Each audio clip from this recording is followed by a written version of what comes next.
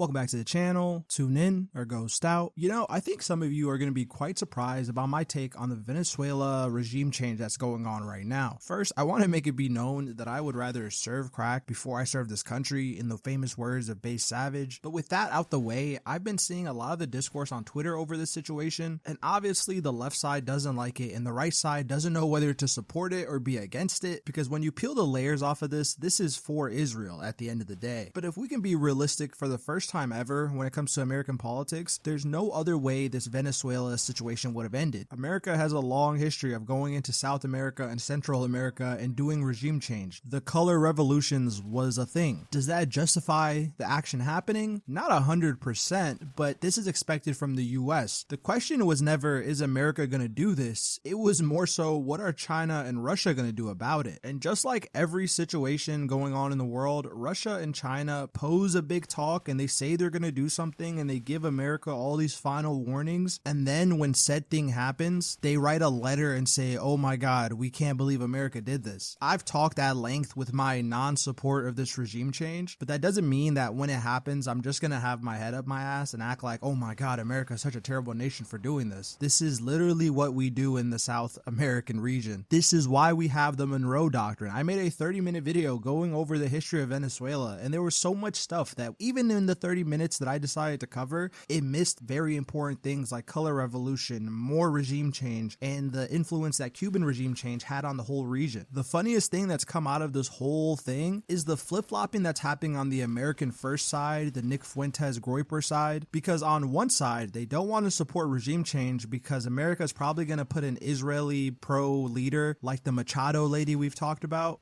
I would like to thank Benjamin Netanyahu, the Prime Minister of the State of Israel. I promise we one day will have a close relationship between Venezuela and Israel.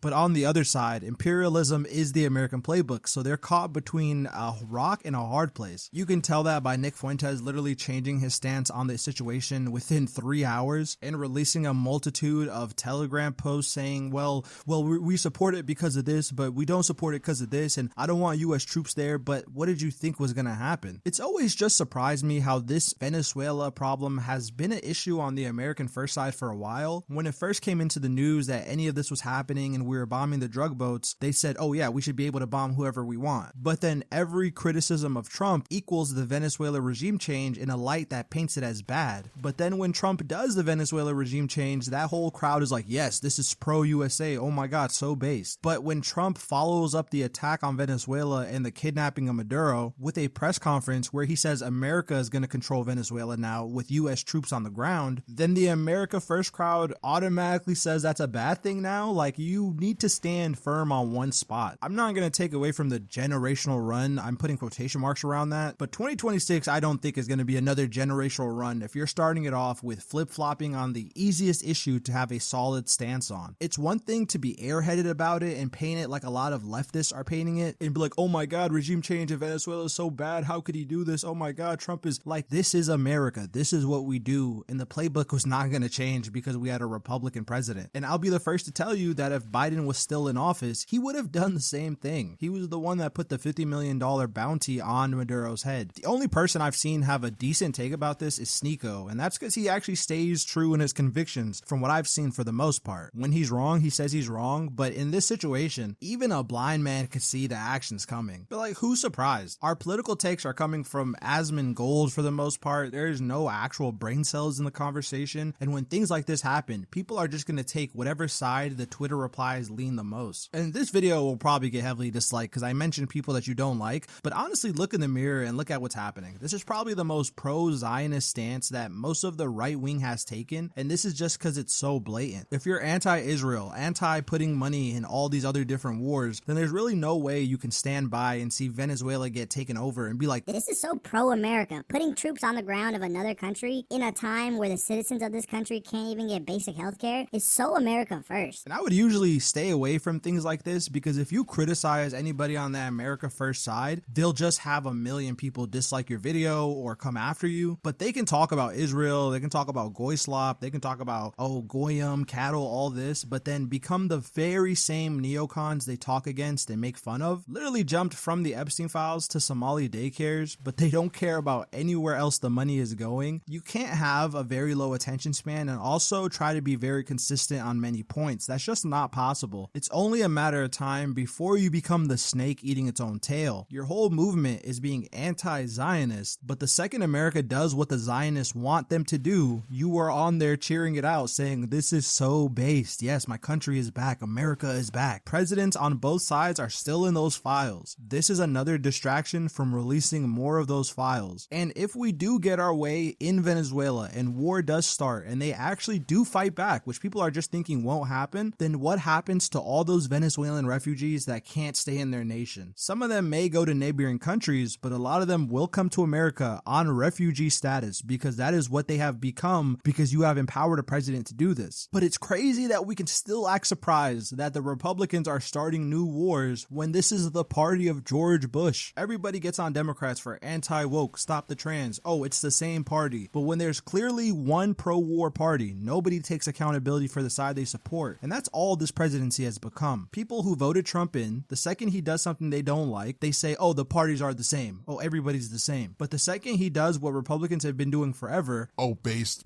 my president.